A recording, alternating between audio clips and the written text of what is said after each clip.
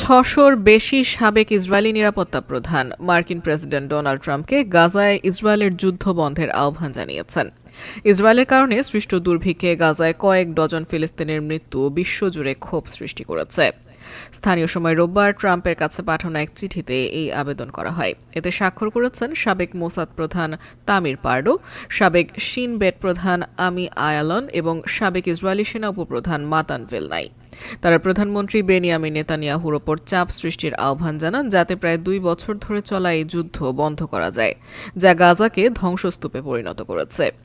এই চিঠি পাঠানো হয় এমন সময় যখন ফিলিস্তিনি গোষ্ঠীগুলোর প্রকাশ করা ভিডিওতে দেখা যাচ্ছে গাজায় আটক দুটি কঙ্কালসার ইসরায়েলি বন্দীকে, যেখানে ২০ লাখের বেশি ফিলিস্তিনি দুর্ভিক্ষের মধ্যে বেঁচে থাকার লড়াই করছে।